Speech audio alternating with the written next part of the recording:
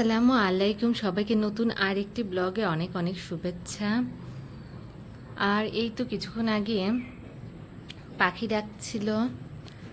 এখানে অনেক রকমের পাখির ডাক শোনা যায়।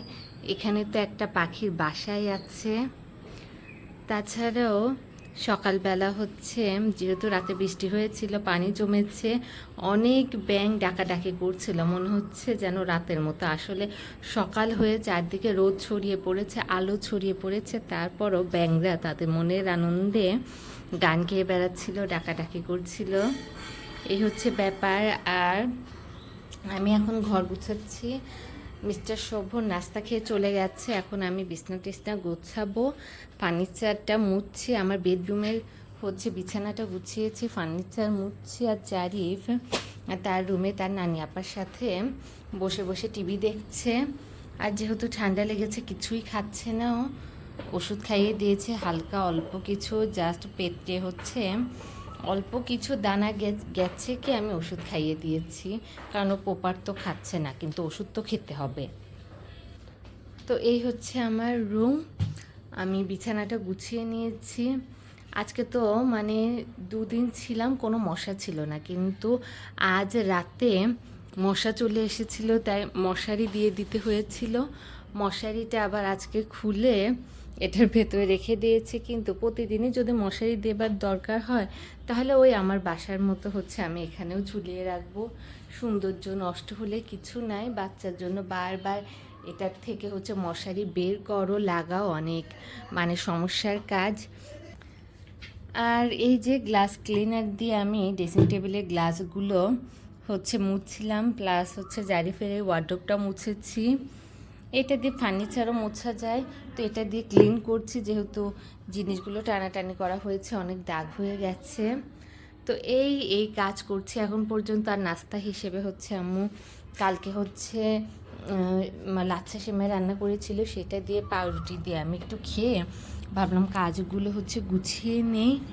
এরপরে যাই, যেহেতু আর সকাল সকাল উঠেছে, ওকে গোসল করাবো, আমার গোসল আছে, তাই তাড়াতাড়ি কাজ শেষ করেছি যাতে এই কাজগুলো তাড়াতাড়ি করতে পারি।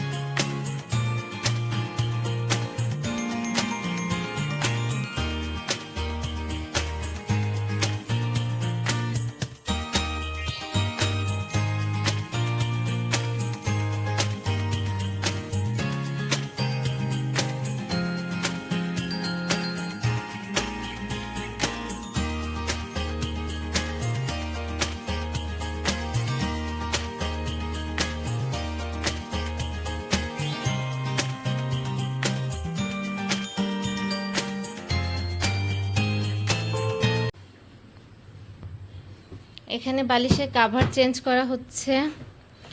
আমার ঘরে এই বালিশটা ছিল, এটা নতুন, তাই অনেক উঁচা শক্ত। এটাতে শুলে পরে হচ্ছে আমার ঘাড়, পিঠ, পা সব ব্যথা করতো। মেন কথা হচ্ছে বডি ব্যথা করতো, তাই এটা চেঞ্জ করে দিল আম্মু। এটা এই বিছানার জন্য রাখলো, আর এখান থেকে নরম একটা আমার বিছানায় দিয়ে আসতে গিয়েছে। তো এই এখন গুছাচ্ছি। এই হচ্ছে মনোরম পরিবেশ, তাড়াতাড়ি কাজগুলো শেষ করতে হবে। সময় আছে আছে করতে করতে সময় পুই পুই করে চলে যায়। এরপরে দুপুরের পরে যে প্যারা হয়ে যায়, জারিফের নিজেদের খাওয়া দাওয়া গোসল সব কিছু একটু লেট হয়ে যায়।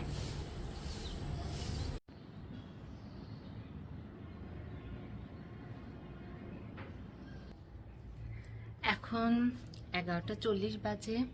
কিছুক্ষণ আগে আমি গোসল করে নিলাম কারণ জারিফ ঘুমাচ্ছে, আর আম্মু হচ্ছে এখনো আছে। আর আম্মু থাকলে পরে তো অবশ্যই মানে মারা তো মেয়েকে সুযোগই দেয় যে তোর যে কাজগুলো আছে তুই কর, বাকি তোর যে কাজগুলো আছে সেগুলো আমি করে নেই। তাই আম্মু যতদিন আছে আম্মুই তো রান্নাবাড়ি করছে, পরিষ্কার পরিচ্ছন্ন, জামা কাপড় সব কাজ, মেন হচ্ছে আমার সংসারের সব কাজ আম্মুই করছে। তো আম্মু হচ্ছে এখন তো শুধু দুপুরে মানে আজকে শুধু দুপুরে আমি আর আম্মু খাবো, সেজন্য হালকা কিছু আম্মু বানিয়ে সব রেডি করে মানে দুপুরের খাবার রেডি করে আম্মু এখন জারিফের কাছে একটু শুয়ে আছে, কারণ আমি গোসলে গিয়েছিলাম, একা একা শুয়ে থাকবে আবার ঘুম ভেঙে যাবে। তো সেজন্য ভাবলাম যে তাহলে ঠিক আছে, আমি আমার কাজটা যেহেতু শেষ করে নিয়েছি, এখন আমি ঘর ঝাড়ু দেব। ঘর ঝাড়ু দিয়ে এই কাজটা শেষ করে ফেলি জারিফ ওঠার আগে। আর 12টা বাজলে পরে জারিফকে আবার নেবুলাইজার দিতে হবে। নেবুলাইজার মেশিনটা নিয়ে এসেছিলাম না আম্মুদের বাসায়, আম্মুর নেবুলাইজার দিয়ে জারিফকে হচ্ছে গ্যাস দেওয়া হতো। এখন যেহেতু জারিফকে হচ্ছে দিনে 4বার দিতে বলেছে 5 দিন। আর এছাড়াও যেহেতু একবার যার এরকম ঠান্ডা লেগে গেছে, তার মাঝে মাঝে এটা দরকার হবে, সেজন্য কাল রাতে এটা কিনে আনা হয়েছে। তাই 12টা বাজলে পরে হচ্ছে জারিফকে নেবুলাইজার দিব, ওকে গোসল করাবো। তাই ও এখন একটু ঘুমাক, কারণ আজ সকাল সকাল উঠেছে। আর আজকে অনেক জামা কাপড় ধোয়া হয়েছে, মানে কয়েকদিন ধরেই মানে যে ভারী ভারী কাজগুলো আছে আম্মু সেগুলো সব মানে আমাকে হেল্প করে যাচ্ছে, সব শেষ করে যাচ্ছে, যাতে এরপরে আম্মু চলে গেলে পরে যাতে শুধু আমি জারিফকে নিয়ে সময় কাটাতে পারি। মানে কিছুক্ষণ তো ওকে নতুন পরিবেশে ওকে আমার সময় দিতে হবে, প্লাস হচ্ছে আমারও ওর সাথে একটা নতুন পরিবেশে সময় কাটাতে হবে। তখন বেশি কাজ থাকলে পরে তো এমনিও ছেলেটা ঠান্ডা লেগে গেছে, অসুস্থ, তার উপরে নতুন একটা পরিবেশ। তাই আম্মু যে ভারী ভারী কাজগুলো আছে সব আমাকে মানে আম্মু করে যাচ্ছে, আমাকে হেল্প করে যাচ্ছে। তো এই হচ্ছে ব্যাপার।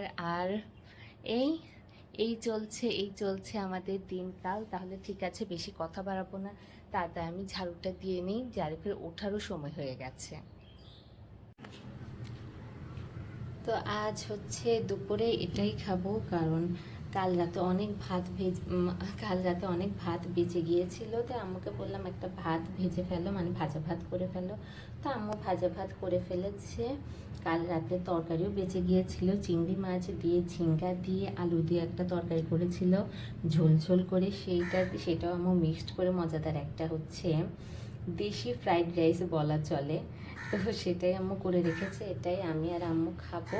আর জারিফের যেহেতু ঠান্ডা লেগেছে, জারিফ কিছুই খাচ্ছে না। রোদ উঠেছে, ফুল ফুটেছে, পাখিরা ডাকছে, এই হচ্ছে অবস্থা। তো এটা আর রাতের জন্য হচ্ছে আম্মু করে রেখেছে, ফ্রাই প্যানটা এখানে আছে, থাক আমি ধুয়ে নিচ্ছি। আর এই রান্নাঘরের ডেকোরেশন, আম্মুরই রান্নাঘর, বর্তমানে আম্মুই রান্না করছে, আম্মুই পরিষ্কার করছে। আর রাতের জন্য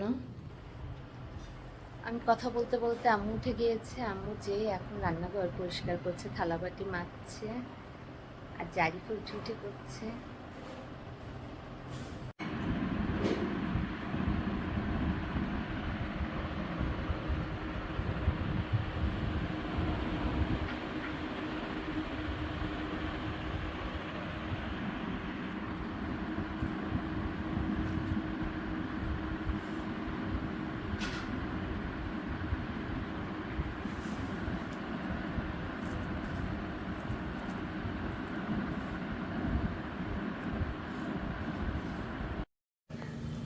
জারিফের নানি আপা একটু নিচে গেল, কারণ জারিফ এখন এখানে আসার পর থেকেই নতুন জিনিস